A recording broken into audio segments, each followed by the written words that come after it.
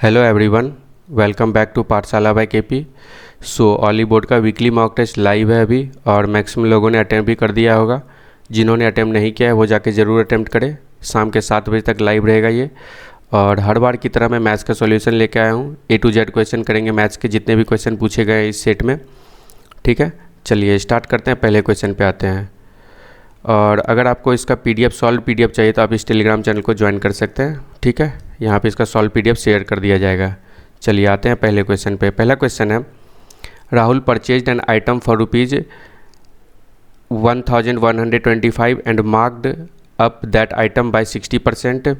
He sold the item after giving two successive discount of 10% and ₹432. ठीक है, had he interchange both the discounts then how much more और less amount Rahul get then the original selling price. ठीक है, देखो राहुल कोई item खरीदता है कितने में, 1125 में खरीदा और मार्कअप कर दिया 60% का. ठीक है, फिर क्या करता है कि दो सक्सेसिव डिस्काउंट देता है, एक 10% का डिस्काउंट देता है और एक 432 का डिस्काउंट देता है फर्स्ट केस में, तो उससे उसका सेलिंग प्राइस निकल जाएगा.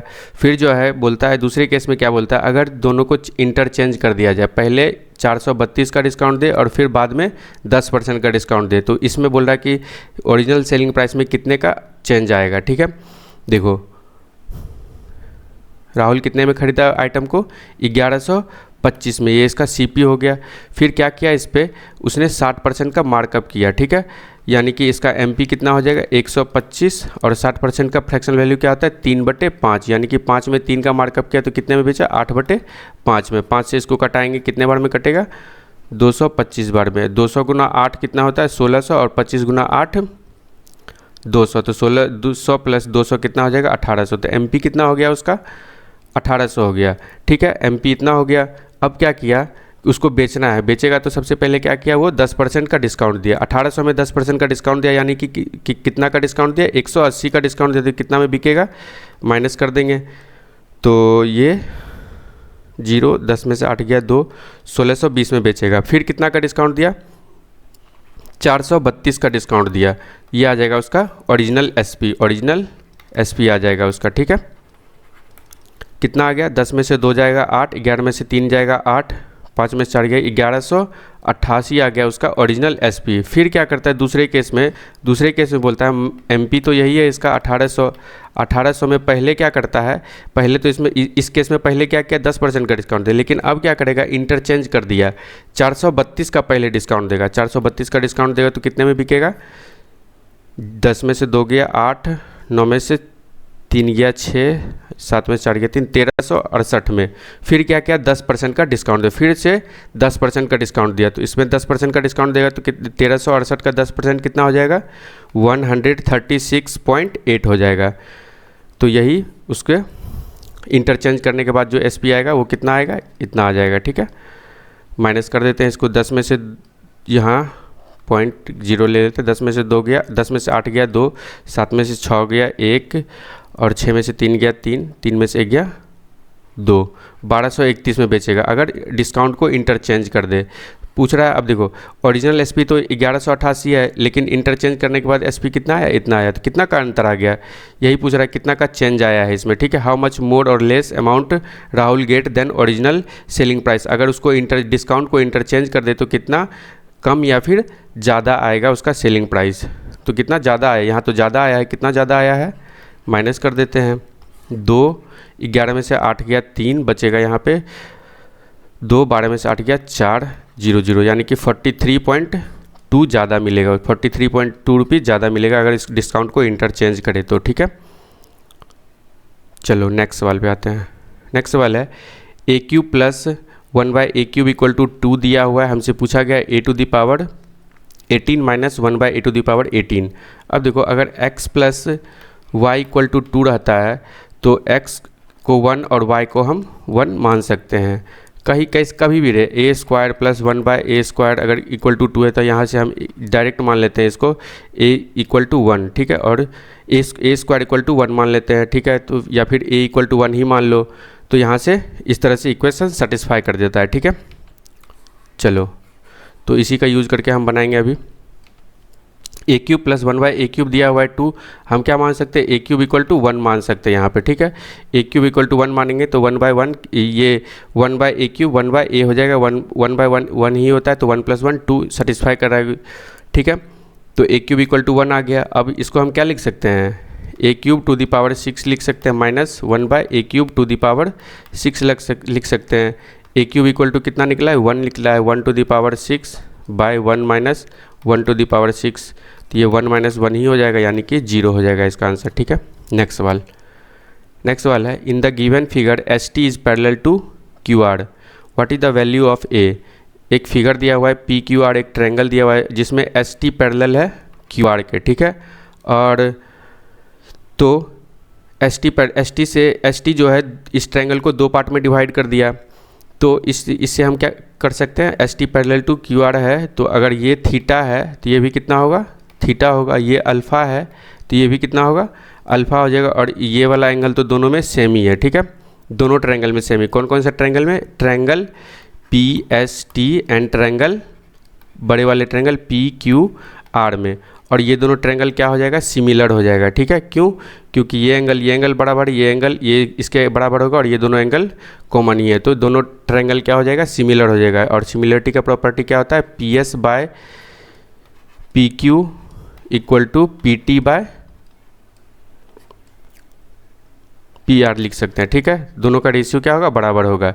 पी एस कितना है, a - 1 है, और पी क्यू कितना हो जाएगा, दोनों को जोड़ देंगे 4a + 1 हो जाएगा, इक्वल टू पी टी कितना है, a - 2 है, और पी आर कितना हो जाएगा, 4a - 4 हो जाएगा, ठीक है। यहाँ से हमको ए का वैल्यू, इससे इक्वेशन को सॉल्व करेंगे तो निकल जाएगा।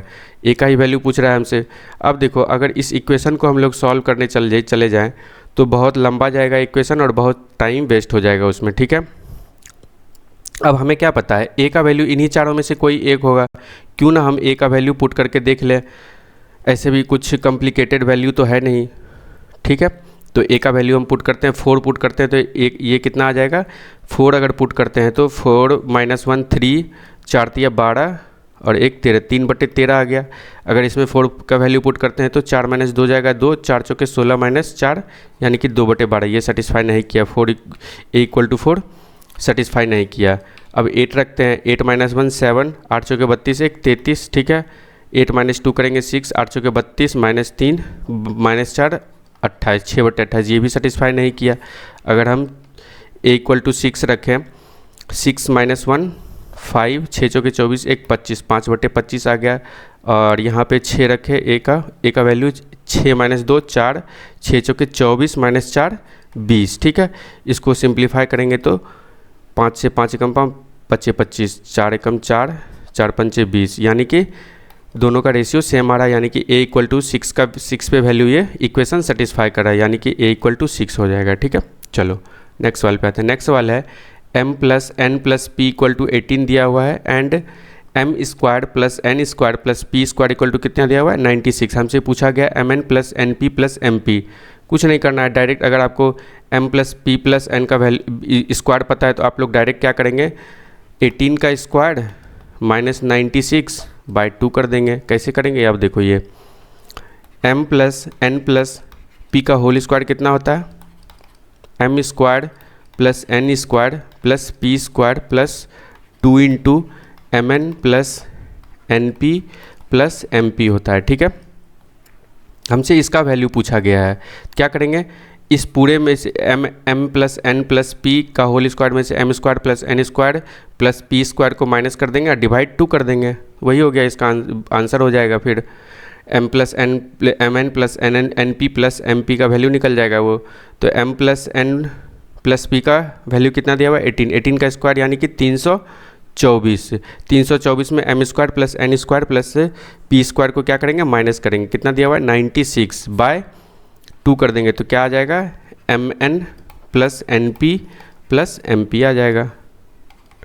14 में से 6 जाएगा 8, 11 में से 9 जाएगा 2, 2/2, यानी कि कितने बार में कटेगा, 114 बार में। तो यानी कि mn + np + mp कितना आ गया, 114 आ गया, ठीक है।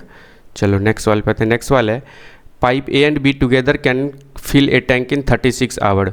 Pipe C alone can fill the same tank in 48 hour, then find the time taken by pipe A, B and C together to fill 7/2 part of the same tank. ठीक है, देखो pipe ए और B मिल के एक tank को कितने देर में भर देता है, 36 घंटे में भर देता है, और पाइप सी जो है अकेला इस टैंक को कितना देर में भरता है, 48 घंटे में।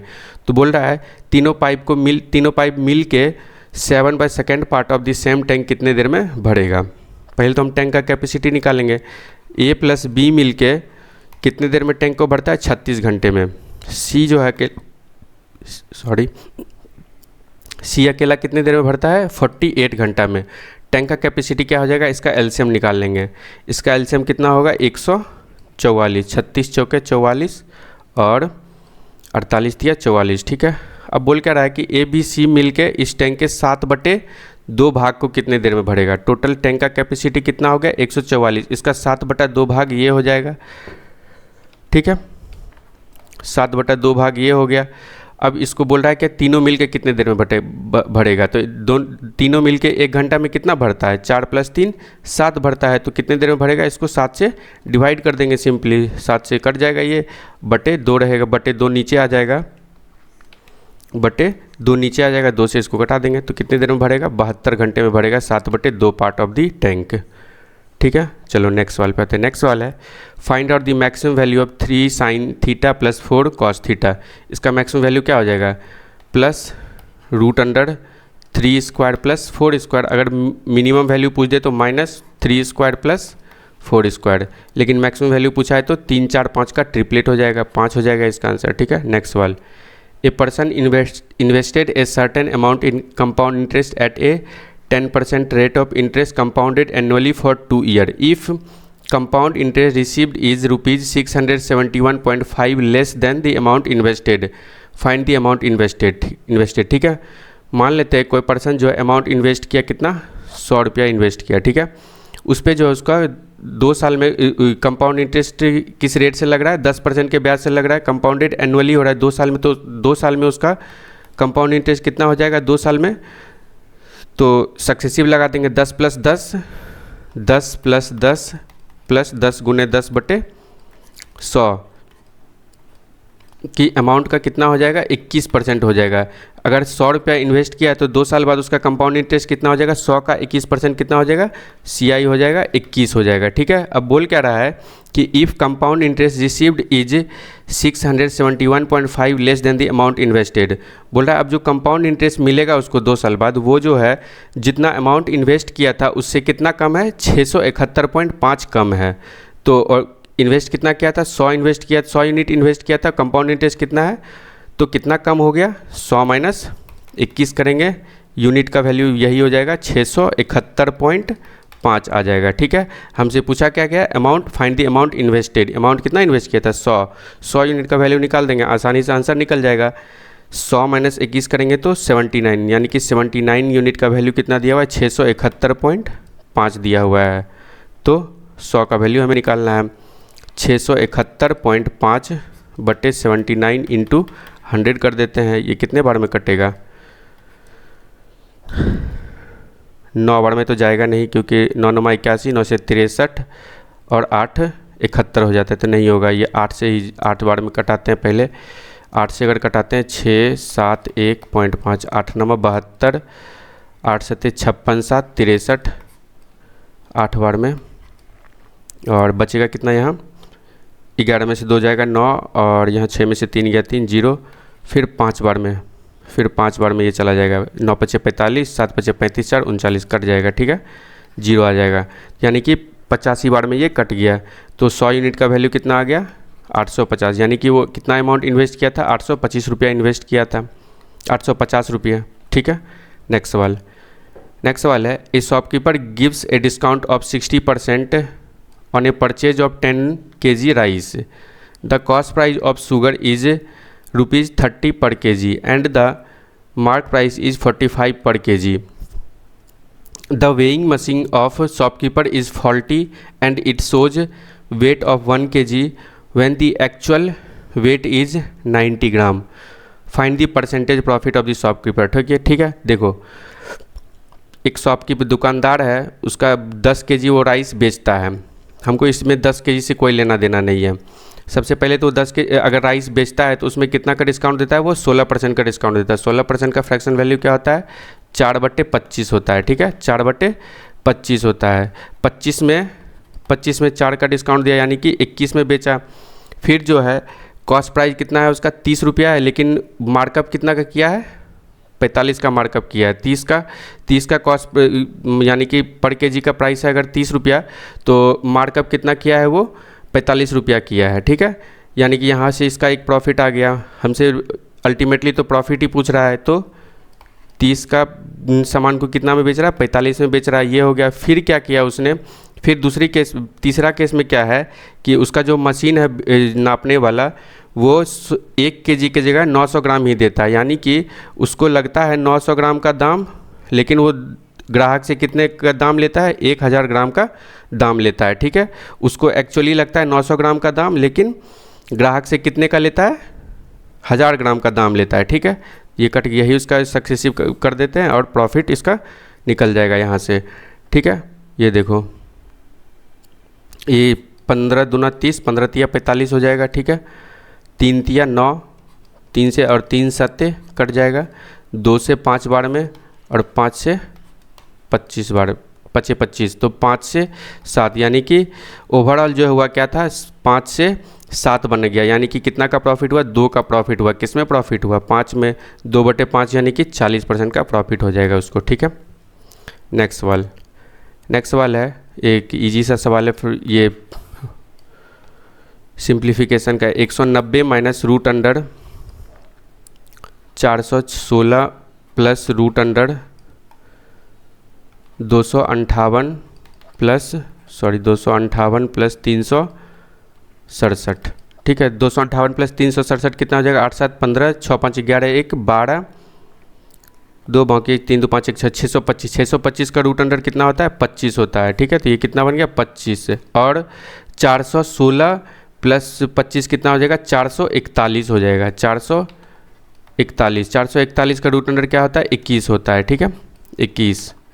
तो 160 माइनस 21 कितना हो जाएगा, रूट अंडर 169, रूट अंडर 169 कितना होता है, 13, तो 13 हो जाएगा इसका आंसर। नेक्स्ट सवाल है, A solid iron sphere of diameter 12 cm is melted to form 3 small sphere whose diameter are in the ratio 3:4:5. Find the volume of smallest sphere. एक सॉलिड आयरन स्फेयर है, ठीक है, जिसका डायमीटर कितना है, 12 centimetre है। उसको जो मेल्ट करके 3 स्मॉल स्फेयर को बनाया गया, जिसका डायमीटर का रेशियो कितना दिया हुआ है, 3:4:5 दिया हुआ है। तो पूछ रहा है स्मॉलेस्ट स्फेयर का वॉल्यूम क्या होगा। कुछ नहीं करना है, इसका जो है वॉल्यूम को इक्वल कर देंगे। तो बड़े वाले स्फेयर का वॉल्यूम कितना हो जाएगा, 4/3 पाई आर क्यूब। ये आर डायमीटर 12 है, तो आर क्या हो जाएगा, इसका हाफ कर देंगे। रेडियस कितना हो जाएगा, इसका हाफ यानी कि 6 का क्यूब, ठीक है, 6 का क्यूब इक्वल टू। अब 3 स्फेयर है, तीनों स्फेयर का ये डायमीटर का रेशियो दिया है। इसका रेडियस मान लेते 3x 4x और 5x है डायमीटर, तो रेडियस क्या हो जाएगा इसका, बटे 2 कर देंगे, यानी कि इनका जो वॉल्यूम होगा, तीनों का वॉल्यूम को अगर जोड़ेंगे तो 4/3 पाई तो बाहर आ जाएगा, कॉमन आ जाएगा, और अंदर में क्या रहेगा, 3x/2 का होल स्क्वायर ए क्यूब प्लस ये 2 बार में चला जाएगा, 2x हो जाएगा, 2x का क्यूब प्लस 5x/2 का होल क्यूब। यहाँ से x का वैल्यू निकल जाएगा, फिर हम स्मॉलेस्ट स्फेयर का वॉल्यूम निकाल लेंगे, ठीक है। 4/3 पाई तो दोनों तरफ से कैंसिल हो जाएगा। 6 का क्यूब कितना होता है, 216 बराबर कितना हो जाएगा, 3 तिया 9 तिया 27 x इस क्यूब बटे 8 प्लस 2 दूनी 4 दूनी 8 का क्यूब प्लस 5 का क्यूब कितना होता है, 125 x क्यूब बटे 8। ये इतना आ गया, 216 बराबर 8 LCM अगर लेंगे तो 227 x cube plus 88 64 x cube plus 125 x cube, ठीक है। इसको अगर जोड़े तो 7 4 11 5 16 बचेगा 1, 6 2 8 2 10 1 11 बचेगा 1 1 1 2 216 x क्यूब बटे 8 आ जाएगा। 216 से 216 कैंसिल हो जाएगा, एक्स क्यूब इक्वल टू कितना आ गया, 8 आ गया। यानी कि यहाँ से एक्स का वैल्यू क्या आ गया, 2 आ जाएगा। ठीक है, ठीक है, एक्स का वैल्यू यहाँ से कितना आ गया, एक्स क्यूब इक्वल टू 8 है तो एक्स कितना आ जाएगा, 2 आ जाएगा। अब इसमें से स्मॉलेस्ट स्फीयर कौन होगा, जिसका सबसे स्मॉलेस्ट डायमीटर होगा, स्मॉलेस्ट डायमीटर वाला कौन है, ये है। तो 3x/2 उसका रेडियस हो जाएगा। रेडियस कितना हो जाएगा, 3x/2, 3/2 गुना एक्स कितना दिया हुआ है, 2, यानी कि इसका रेडियस, स्मॉलेस्ट स्फीयर का रेडियस कितना आ गया, 3 आ गया। इसका वॉल्यूम कितना हो जाएगा, 4/3 पाई आर क्यूब। 3 का क्यूब कितना हो जाएगा, 3 तिया 9 तिया 27, 3 से कटाएंगे इसको, 9 बार में जाएगा, 9 चौके 36 पाई आ जाएगा। ठीक है, तो जो स्मॉलेस्ट स्फीयर है उसका वॉल्यूम कितना आ गया, 36 पाई क्यूबिक सेंटीमीटर। नेक्स्ट सवाल है the distance between two place X and Y is d kilometre. दो प्लेस है x और y, उसके बीच का डिस्टेंस कितना दिया हुआ है, d किलोमीटर दिया हुआ है डिस्टेंस। ठीक है, दो प्लेस x एंड y के बीच का डिस्टेंस कितना दिया हुआ है, d किलोमीटर दिया हुआ है। ठीक है, बोल रहा है अब a person start from place x with an average speed of p kilometre per our and reaches place y in A stipulated time. अब बोल रहा है एक पर्सन जो है प्लेस x से चलना स्टार्ट करता है, अब कितने के एवरेज स्पीड से, p किलोमीटर पर आवर के एवरेज स्पीड से वो चलना स्टार्ट करता है, और प्लेस y पे जो है वो निर्धारित स्टिपुलेटेड टाइम मतलब निर्धारित समय में पहुंच जाता है। ठीक है, बोल रहा है अगर if he travel 80 kilometre per hour he takes 20 minute more time then usual. तो जो यूजुअल टाइम है, अगर वो 80 किलोमीटर स्पीड से जाता है तो जो उसका यूजुअल टाइम स्टिपुलेटेड टाइम है उससे 20 मिनट ज़्यादा लेता है। एंड रीचेज 40 मिनट से early if he travel 100 kilometre per our. अगर वो 100 किलोमीटर पर आवर के स्पीड से एक्स से वाई जाता है तो वो जो है 40 मिनट पहले पहुंच जाता है, जो उसका निर्धारित समय था उससे 40 मिनट पहले पहुंच जाता है। तो पूछ रहा है find the value of P nearest whole number. ठीक है, देखो अगर 80 किलोमीटर के स्पीड से जाता है और स्पीड का रेशियो दिया, स्पीड मान लेते हैं 80, और एक केस में स्पीड कितना है 80 और दूसरे केस में स्पीड कितना है 100 किलोमीटर है। ठीक है, डिस्टेंस तो सेम ही है, तो टाइम का रेशियो क्या हो जाएगा, इसका इन्वर्स, यानी कि इसका इन्वर्स का रेशियो, यानी कि ये हो जाएगा 20 पंचे 20 चौके 100। टाइम का रेशियो ये हो गया। अब देखो बोल रहा है अगर 5 किलोमीटर के ये 80 किलोमीटर पर आवर के स्पीड से चलता है तो उसको 20 मिनट ज़्यादा लगता है, और अगर 100 किलोमीटर के स्पीड से चलता है तो वो 40 मिनट पहले पहुंच जाता है। तो इन दोनों के बीच का टाइम गैप कितना हो गया, एक यूनिट आ गया। एक यूनिट का जो टाइम गैप हुआ वो कितने का हुआ, 20 इधर। अगर 80 किलोमीटर के स्पीड से जाता है तो मान लेते हैं ये टाइम है, गिवन टाइम है, इतने टाइम में पहुंचना था, तो वो 20 मिनट ज़्यादा में पहुंचता है, 20 मिनट बाद पहुंचता है अगर 80 किलोमीटर के स्पीड से जाता है। लेकिन अगर 100 किलोमीटर के स्पीड से जाता है तो 40 मिनट पहले पहुंच जाता है, 40 मिनट पहले पहुंच जाता है। तो इन दोनों के बीच का टाइम गैप कितना हुआ, 40 + 20 60 मिनट हो गया। ठीक है, तो एक यूनिट का वैल्यू यहाँ से कितना आ गया, 60 मिनट। सब किलोमीटर पर आवर में ही, तो इसको भी आवर में ही बदल लेते हैं, यानी कि एक यूनिट का क्या आ गया वैल्यू, 1 आवर आ गया। यानी कि इस 5 × 1 5 आवर। तो 80 किलोमीटर के स्पीड से 5 घंटे में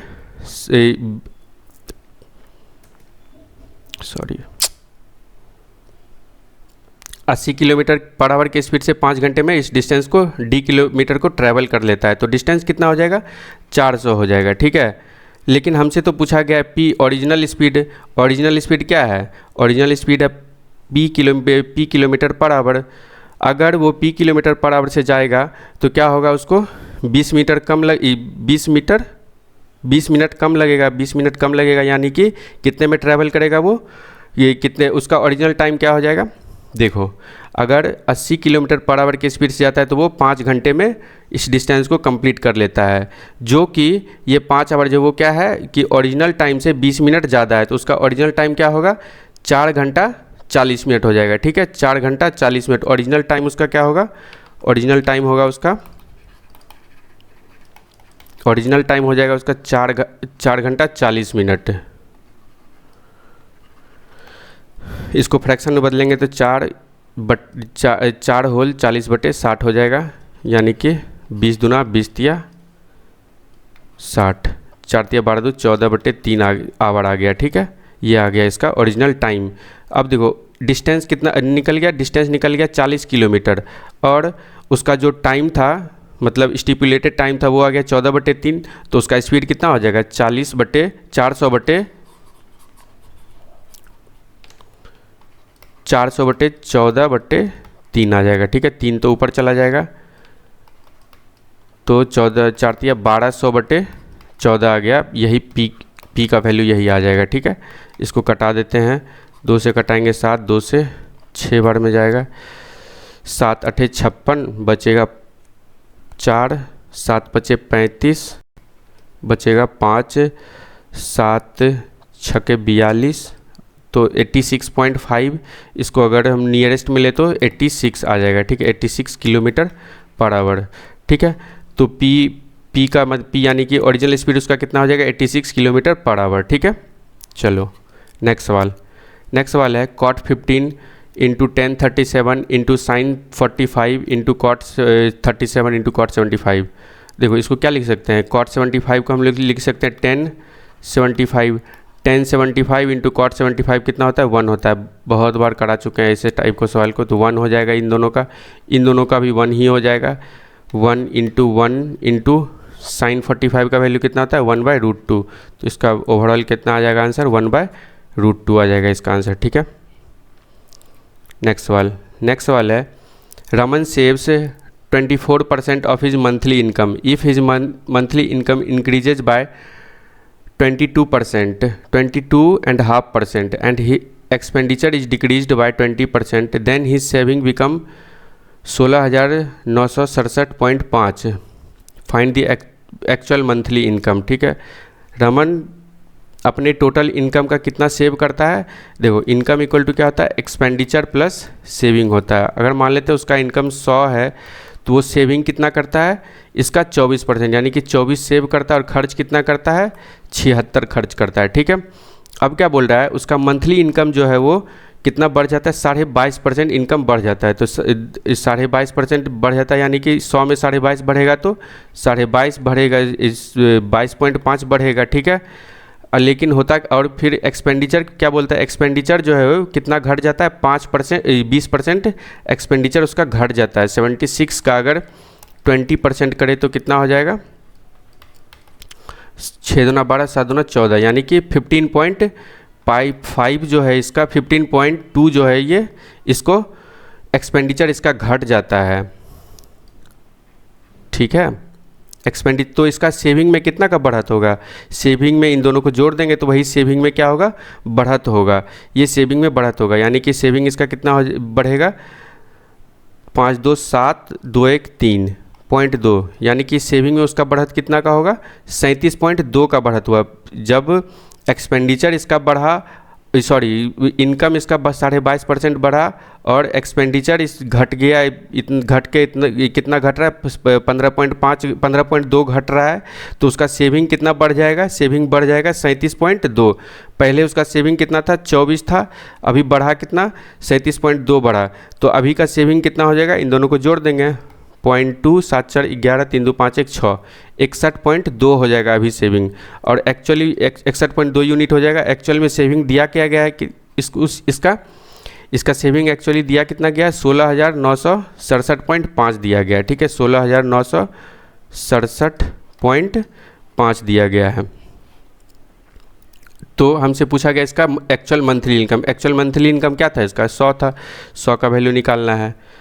100 का वैल्यू निकालने के लिए इसमें 61.2 इंटू 100 कर देंगे, कट जाएगा इससे।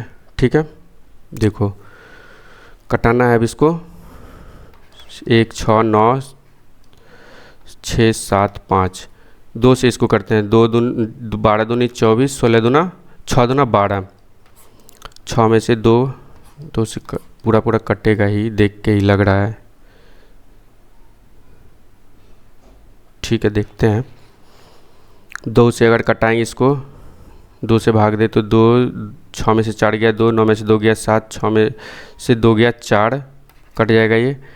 अब यहाँ 7 बचेगा, 6 सत्ते 42, 12 सत्ते 84, 6 सत्ते 42, 7 बार में 2 7 2 7 5 आएगा, ठीक है, 2 7 5 आ जाएगा इसका अप्रॉक्स में, 2 7 5 के आसपास आएगा, क्योंकि यहाँ से पहले 2 से भाग लगा फिर 7 से भाग लगा, तो यानी कि यही 2 7 5 वाला ही आंसर होगा, ठीक है। चलो नेक्स्ट सवाल पे आते हैं। नेक्स्ट सवाल है m+2n माइनस ब्रैकेट के अंदर n, इस तरह से सिंप्लीफिकेशन का सवाल है, इजी है, करते हैं इसको। m+2n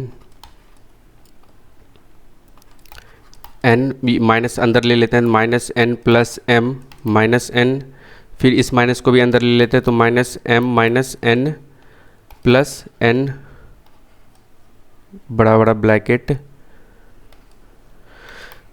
माइनस 3n, n से n ये वाला कैंसिल, m से m ये वाला कैंसिल, n से n कैंसिल, तो अंदर क्या बच जाएगा, अंदर माइनस n बच जाएगा। m प्लस 2n, ये बड़ा वाला ब्रैकेट हटाएंगे तो माइनस माइनस प्लस हो जाएगा, plus n minus 3n, 2n plus n, 3n minus 3n, ये तो कैंसिल हो जाएगा दोनों, तो बचेगा क्या, m बच जाएगा, तो इसका आंसर हो जाएगा m। नेक्स्ट सवाल है what is the mean proportion of 12 plus √192 into and √300 minus 15, तो इसका मीन प्रोपोर्शन क्या हो जाएगा, मीन प्रोपोर्शन हो जाएगा इसका √12 प्लस √192 इंटू √300 माइनस 15, यही हो जाएगा इसका मीन वैल्यू, मीन प्रोपोर्शन ऐसे ही निकालते हैं ना। अब देखो 12 प्लस इसको क्या लिख सकते हैं, 64 गुना 3, ये 64 गुना 3 है ये, ठीक है, और 64 का √अंडर क्या होता है 8, 8 √3 लिख सकते हैं इसको, ठीक है, और इसको क्या लिख सकते हैं 3 इंटू 100 लिख सकते हैं, 100 बाहर आ जाएगा, 100 का √अंडर कितना होता है 10 होता है, 10√3 हो जाएगा माइनस 15, मल्टीप्लाई कर लो इसको, 12 गुना 10 √3 तो 120 √3 हो जाएगा, फिर 12 से करेंगे 12 गुना माइनस 15 तो माइनस 180 हो जाएगा, 12 गुना 15 180 होता है, 8 दही 80 और √3 इंटू √3 3, 80 तिया 240 हो जाएगा, और 15 8 120, यानी कि माइनस 120 का √3, प्लस का 120 √3 माइनस का 120 √3 कट ही जाएगा, और √अंडर 240 माइनस 180 यानी कि √अंडर 60 हो जाएगा, और √अंडर 60 ऑप्शन नंबर बी में आंसर है, ठीक है। चलो नेक्स्ट सवाल है if the number of student in school E is 53222 यानी कि 53,222, what is the total number of student in all the school together. देखो ई के लिए ये था, ई के लिए ये था, ठीक है, ई के लिए ये था, और ई के लिए यानी कि 23% का वैल्यू दिया हुआ है, ये 23% का वैल्यू दिया हुआ है, 5 3 2 2 2 दिया हुआ है, 53,222, तो पूछ रहा है टोटल नंबर ऑफ स्टूडेंट कितना है, what is the total number of student. E का कितना है 23% है, 23 का वैल्यू दिया हुआ है इतना, 23% का हमको 100% का वैल्यू निकालना है। कितने बार में कटेगा ये, 23 23 दूनी 46, 23 दूनी 46, बचेगा यहाँ कितना, 13 में से 6 गया 7, 23 तिया 69, ये आ जाएगा ऑप्शन इसका 2 3 4 1। इसके आगे करने का भी ज़रूरी नहीं है, क्योंकि 2 3 आएगा फिर 1 आएगा ही, इससे अच्छा है कि इससे आगे करें ही ना, ठीक है, क्योंकि यहाँ से हमें पता चल गया 23 से अगर भाग लगाएंगे तो ये 23 दूना 46 हो जाएगा, बचेगा कितना यहाँ 7 बचेगा, फिर 2 आएगा 23 तिया 69 बार में कटेगा, 2 3 आ गया, इसके बाद 100% निकालने के लिए 100 मल्टीप्लाई करेंगे तो 2 0 तो आएगा ही, यही हो जाएगा इसका आंसर, ठीक है। नेक्स्ट सवाल है present age, the ratio of present age of Parul and Preeti is 8:11 respectively, before 6 years the ratio was 2:3 respectively, find the present age of Preeti. देखो पारुल और प्रीति का प्रेजेंट एज का रेशियो कितना दिया हुआ है 8:11 दिया हुआ है, मान लेते हैं 8x और 11x, बोला 6 साल पहले इसका एज का रेशियो कितना था, 6 साल पहले इसके एज का रेशियो कितना था 2:3, यानी कि 8 तिया 24x माइनस 6 3 18, 11 दूनी 22x माइनस 6 दूनी 12। इसको सॉल्व कर लो इस इक्वेशन को, 24x में से 22x को घटाएंगे तो 2x बराबर कितना आ जाएगा 18 माइनस 12, 2x आ गया 6, यानी कि x यहाँ से कितना आ जाएगा 3। तो प्रेजेंट एज किसका पूछ रहा है, प्रीति का प्रेजेंट एज 11x यानी कि 11 तिया 33 हो जाएगा, ठीक है। नेक्स्ट सवाल है एक पाई चार्ट दिया गया है, ठीक है। इसमें से पूछ रहा है what is the difference in degree of the central angle found by total expenditure incurred on furniture. Furniture पे टोटल एक्सपेंडिचर कितना करा है 14% एंड रेंट पे कितना करा है 9% and expenditure incurred on other. देखो बोला what is the difference in the central angle found by total expenditure incurred on furniture and rent. Furniture और रेंट में जितना एक्सपेंडिचर हुआ है कितना हुआ है 14 + 9 23% हुआ है। और एक्सपेंडिचर ऑन अदर पे कितना एक्सपेंडिचर हुआ है 20% का। इसका क्या पूछ रहा है डिफरेंस पूछ रहा है। डिफरेंस किस में पूछ रहा है डिग्री में पूछ रहा है, यानी कि सेंट्रल एंगल पूछ रहा है इसका। अदर का कितना है 20%। डिफरेंस कितना आ गया 3% का डिफरेंस आ गया किसमें 100 में। और डिग्री में निकालने के लिए क्या करेंगे इसको 360 से मल्टीप्लाई कर देंगे, परसेंटेज से परसेंटेज कट जाएगा, फिर इससे 36 या 108/10 आएगा तो नीचे से 10 हटाएंगे तो ऊपर पॉइंट जाएगा 10.8 हो जाएगा इसका आंसर, ठीक है। नेक्स्ट सवाल है 3 times the length of diameter of a circle is 36 metre less than circumference, find the radius of the circle। बोल क्या रहा है 3 times the diameter is equal to the circumference is equal to the 3 times the length of diameter of a circle is 36 metre less than its circumference। 3 times diameter का 3 गुना जो है वो उसके circumference से 36 कम है। इसका circumference क्या हो जाएगा पाई 2πd d/2 यानी कि 2πr होता है, यानी कि r क्या हो जाएगा इसका d/2 हो जाएगा। ऐसे भी सरकमफेरेंस डायमीटर के टर्म में क्या होता है पाई d होता है, ठीक है। ये सरकमफेरेंस से कितना कम है 36 कम है, ठीक है। कटा देंगे इसको। तो अब इस इक्वेशन को सॉल्व कर लो। यहाँ से डायमीटर निकल जाएगा, लेकिन हमसे पूछा गया रेडियस के लिए क्या करेंगे हाफ कर देंगे। तो 3d equal to 22/7d minus 36। तो 36 इक्वल टू क्या हो जाएगा 22/7d माइनस 3d, यानी कि 36 बराबर 7 या 21 22d माइनस 21d यानी कि d/7। तो रेडियस पूछा d इक्वल टू कितना आ जाएगा d इक्वल टू आ जाएगा 36 × 7। और हमसे तो d पूछा, डायमीटर तो पूछा नहीं है, रेडियस पूछा है। तो रेडियस के लिए क्या करें 2 से भाग दे देंगे, 2 से डिवाइड कर देंगे, यानी कि 36 × 7/2 करेंगे 18 7 126 मीटर हो जाएगा। नेक्स्ट सवाल 2 containers contain a mixture of water and milk and water. If the quantity of milk is 64% in first container and 40% in second container, in what ratio the mixture be mixed to obtain 46% water। देखो 2 container है जिसमें क्या है milk और water का mixture है। पहले container में जो मिल्क का क्वांटिटी क्या है 64% है, और दूसरे कंटेनर में मिल्क का क्वांटिटी कितना है 40% है। पूछ रहा है कि किस रेशियो में इस मिक्सचर को मिलाए एक तीसरे कंटेनर में कि वाटर जो है कितना हो 46%। हमें वाटर पे काम करना है। फर्स्ट कंटेनर में मिल्क का कितना दिया हुआ है 64% दिया, हमें तो वाटर पे काम करना है। तो फर्स्ट कंटेनर में हम वाटर निकालें तो वाटर कितना होगा फर्स्ट कंटेनर में 100 - 64 करेंगे तो 36 हो जाएगा। और सेकंड कंटेनर में वाटर कितना होगा मिल्क है 40% तो वाटर कितना होगा 60%। और एक तीसरे कंटेनर में जो है मिक्सचर में वाटर कितना है 46% है, ठीक है।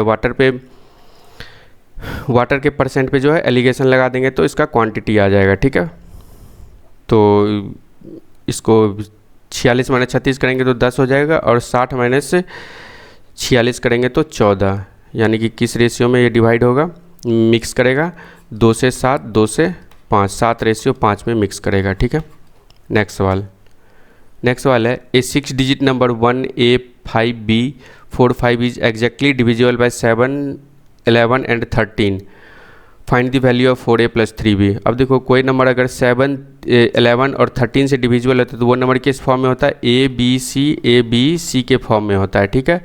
यानी कि ये नंबर क्या हो जाएगा यहाँ A की जगह 4 आ जाएगा और B की जगह 1 आ जाएगा, यानी कि 141 145 145 के फॉर्म में आ जाएगा। ये नंबर क्या है 145 145। तो यानी कि A की जगह क्या आ गया A की जगह 4 आ गया, 4 × 4 = 16, और B की जगह क्या आ गया 1 आ गया, तो 3 इंटू 1 कितना हो जाएगा 3, 16 प्लस 3 कितना हो जाएगा 19, इसका आंसर हो जाएगा 19। नेक्स्ट सवाल है the length of string between kite and point on the ground is 111। If the string makes an angle theta with the level ground such that tan theta is equal to 35/12, then how high is the kite. अब देखो एक kite है, kite से एक point के बीच का जो दूरी है, यानी कि ये स्ट्रिंग, ये जो रस्सी होता है, रस्सी का दूरी कितना दिया हुआ है 111 मीटर दिया गया है, ठीक है।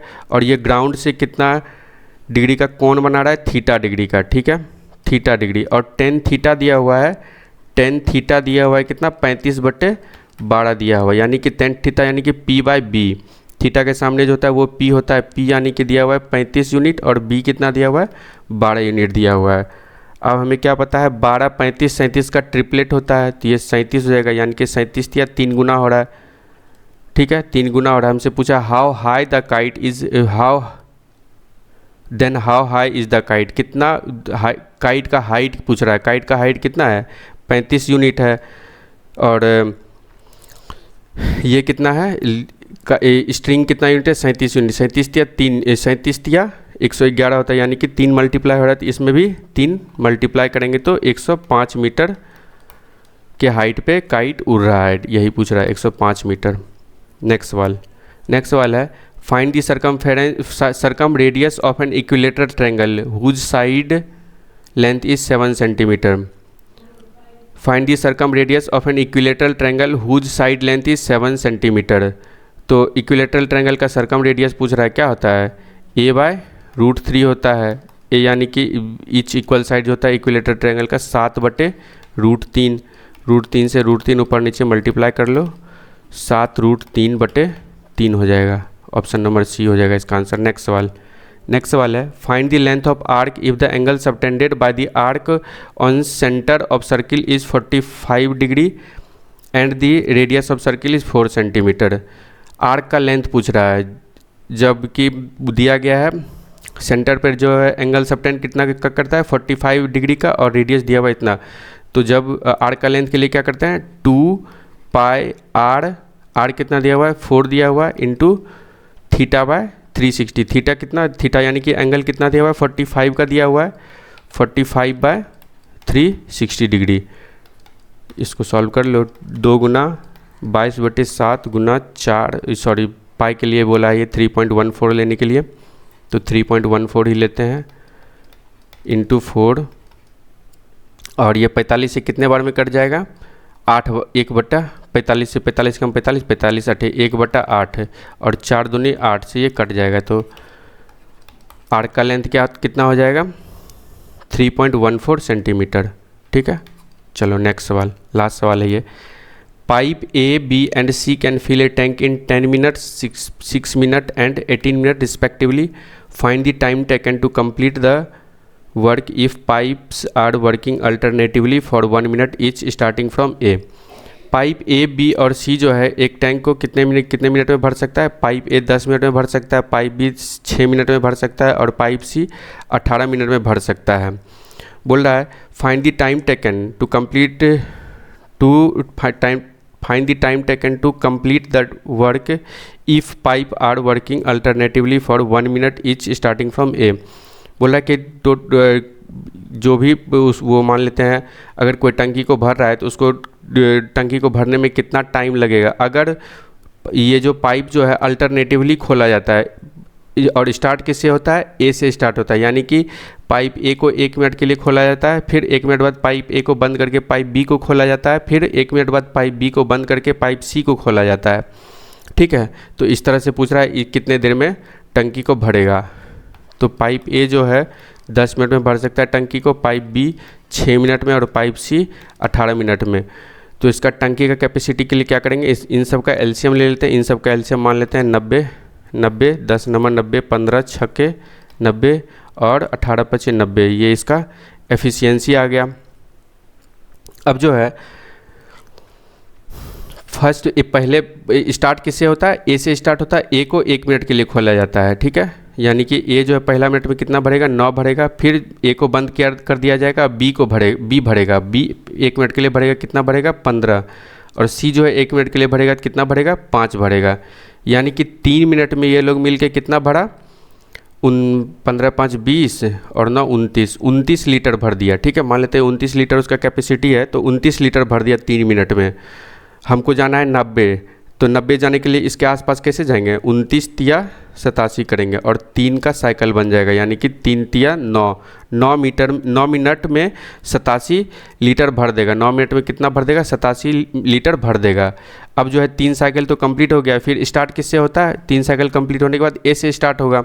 यानी कि बचा कितना, 87 में से 90 में से 87 आएगा, 3 बचा। 3 यूनिट जो है कौन भरेगा, 9 मिनट अभी हो गया है, और 3 यूनिट जो है कौन भरेगा, वो भरेगा ए का एफिशिएंसी कितना है, 9 है, 3/9 हो जाएगा। यानी कि उसको कितना टाइम लगेगा, 1/3 मिनट लगेगा। इसको सेकंड में बदलेंगे तो 60 से मल्टीप्लाई कर देते हैं तो 3 से 20 बार में जाएगा, यानी कि 20 सेकंड। ये जो बचा हुआ 3 यूनिट था, ये कितना देर में भरेगा, 20 सेकंड में भर देगा। तो टोटल टाइम कितना लग जाएगा उन लोगों को भरने में, 9 मिनट 20 सेकंड लग जाएगा। ठीक है, चलो यही था आज का सवाल। 25.5 के 25 क्वेश्चन करवा दिया मैंने। अगर वीडियो पसंद आया हो तो लाइक शेयर और सब्सक्राइब ज़रूर करें। ठीक है, मिलते हैं फिर नेक्स्ट वीडियो में। धन्यवाद।